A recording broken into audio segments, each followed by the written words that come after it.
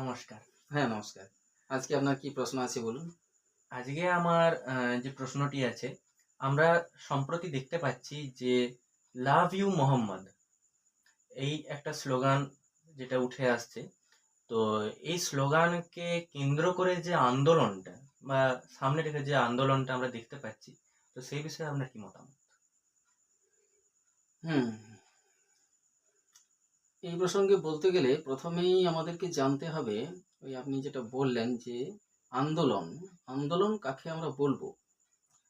আন্দোলন হচ্ছে যখন বেশ কিছু মানুষ কোনো একটা অভিন্ন লক্ষ্য বা উদ্দেশ্য বা বলা যেতে পারে যে দাবি পূরণকে সামনে রেখে জমায়েত হয়। ফিজিক্যালি হতে পারে, কোনো গ্রুপ, এখন তো সোশ্যাল মিডিয়ায় হোয়াটসঅ্যাপ গ্রুপ হতে পারে, তার মধ্যেও আন্দোলনগুলো মানে হচ্ছে, ভার্চুয়াল মাধ্যমে। ভার্চুয়াল মাধ্যমেও হতে পারে। তবে আন্দোলন মানে সবসময়ই থাকবে যে সামনে কোনো একটা উদ্দেশ্য বা লক্ষ্য, যেটা পূরণের লক্ষ্যে তারা সমবেত হয়েছে, তবে পরেই সেটা আন্দোলন হবে। বেশ কিছু ছেলে একসাথে জমায়েত হয়েছে ফুটবল খেলার জন্য, সেটা কিন্তু আন্দোলন নয়। তাহলে কিছু মানুষ জমায়েত হলেই যে সেটা আন্দোলন তা কিন্তু নয়, তাদের একটা লক্ষ্য পূরণ থাকবে। এখন যে বিষয়টা নিয়ে আপনি আজকে আমাকে প্রশ্ন করলেন, লাভ ইউ মোহাম্মদ, হুম, এখন বিষয়টা খুবই ট্রেন্ডিং, খুবই সাম্প্রতিক যে ঘটনাবলীর মধ্যে পড়ে। দেখুন, বিষয়টা হচ্ছে এই যে লাভ ইউ মোহাম্মদ, এর সূচনাটা হয়েছে উত্তরপ্রদেশের কানপুর থেকে। আচ্ছা। এখন মোহাম্মদ, আমরা যেটা জানি সেটা হচ্ছে ইসলাম ধর্মের যে নবী, ওনাদের ইসলাম ধর্মের প্রবর্তক, তিনি হজরত মোহাম্মদ। তাকে উদ্দেশ্য করেই ইসলাম ধর্মাবলম্বী কিছু মানুষ, তারাই লাভ ইউ মোহাম্মদ কথাটা প্রচার করছেন।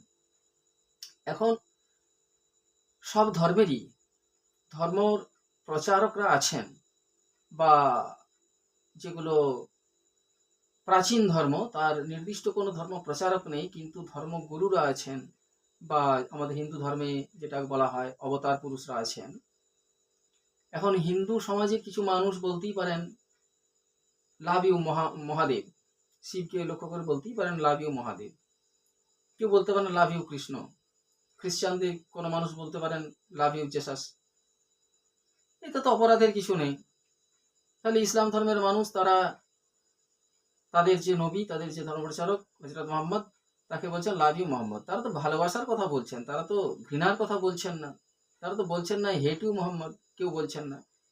কেউ যদি বলে আমাদের ভারতের যে সংবিধান, ধর্মনিরপেক্ষ সংবিধান, বা আমরা যদি সংবিধানের বাইরে গিয়েও আমাদের যদি ভারতবর্ষের যে কমিউনিটি, ভারতবর্ষের যে ঐতিহ্য সংস্কৃতি, এখানে সব ধর্মের মানুষেরই পাশাপাশি শান্তিপূর্ণ অবস্থান রয়েছে।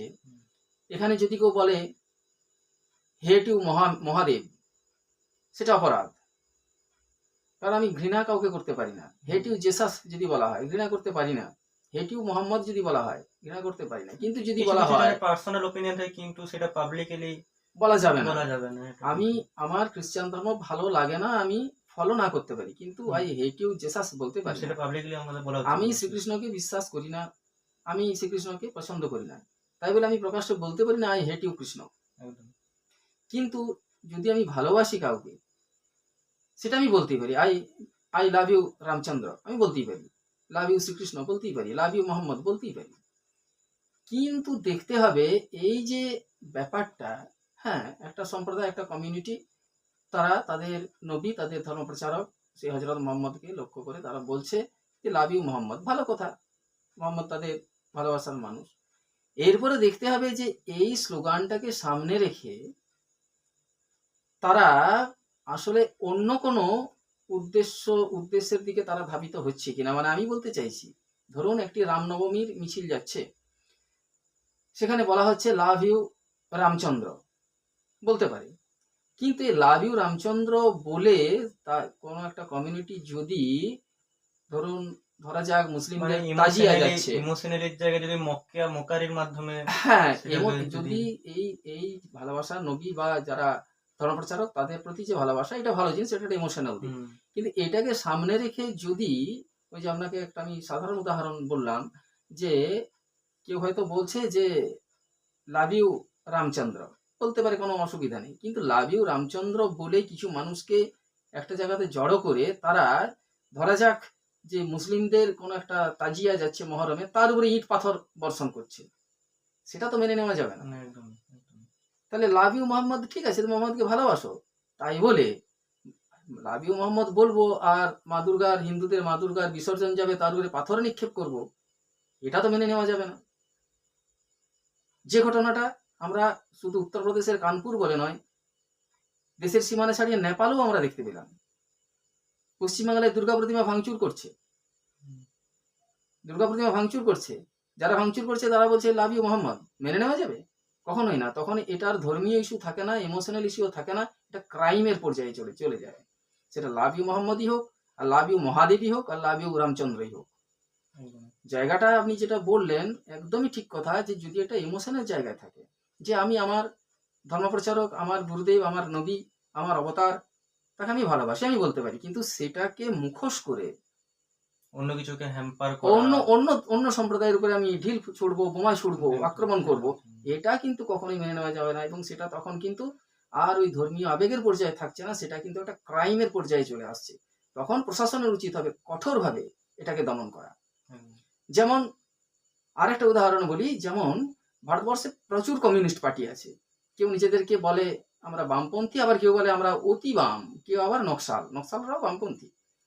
তো এই যে ইনকলাব জিন্দাবাদ, এই স্লোগানটা ভারতবর্ষে প্রথম দিয়েছিলেন ভগৎ সিং। ইনকলাব জিন্দাবাদ মানে বিপ্লব দীর্ঘজীবী হোক, এর একটা বৃহৎ দার্শনিক ভিত্তি রয়েছে, ইমোশনও রয়েছে। কিন্তু বেশ কিছু ক্ষেত্রে আমরা দেখেছি ওই মাওয়িস্ট যারা, বা যারা নকশালপন্থী, তারা ওই ইনকলাব জিন্দাবাদ স্লোগান দিয়ে রাষ্ট্রীয় সম্পত্তি ভাঙচুর করছে, বোমা মেরে রেল লাইন উড়িয়ে দিচ্ছে, যাত্রীবাহী ট্রেন উড়িয়ে দিচ্ছে। এটা তো মেনে নেওয়া যাবে না, এটা মেনে নেওয়া যাবে না, সেখানে ক্রাইম হচ্ছে। তাহলে স্লোগানটা কি সেটা বড় কথা নয়, সেটা আমরা কিভাবে ইউজ করছি সেটা বড় কথা। আমি জয় শ্রীরাম বলতে পারি, রামচন্দ্রের নামে জয়ধ্বনি দিতেই পারি, কিন্তু জয় শ্রীরাম বলে যদি কেউ মসজিদের উপর বোমা নিক্ষেপ করে, কি কোন একটা সম্প্রদায়ের তাজিয়া যাচ্ছে, তাদের একটা ধর্মীয় উৎসব, সেখানে পাথর ছুঁড়ছে, সেটা কিন্তু ক্রাইম। অবশ্যই। সেরকম ভাবে লাভ ইউ মোহাম্মদ, এটা শুধু কানপুর নয়, আমাদের বাঁকুড়ার জেলাতেও বিভিন্ন এলাকাতে আমি দেখছি পোস্টার পড়েছে, ফেস্টুন রয়েছে লাভ ইউ মোহাম্মদ। হতেই পারে, আমি হয়তো আমার মন্দিরে আমার যে শ্রীকৃষ্ণের মন্দির রয়েছে ওখানে লেখা আছে লাভ ইউ কৃষ্ণ, কিন্তু তাই বলে আমি লাভ ইউ কৃষ্ণ লিখে তো অন্য সম্প্রদায়ের উপরে আমি তো পাথর ছুঁড়ছি না। কিন্তু কেউ যদি লাভ ইউ মোহাম্মদ বলে মা দুর্গার যে বিসর্জন শোভাযাত্রা সেখানে পাথর ছুঁড়ে প্রতিমা ভাঙচুর করে, এটা মেনে নেওয়া যাবে না। প্রশাসনের কাছে আমাদের অনুরোধ থাকবে যে কঠোর হাতে এই বিরুদ্ধে ব্যবস্থা গ্রহণ করুন। ধন্যবাদ, নমস্কার। ধন্যবাদ।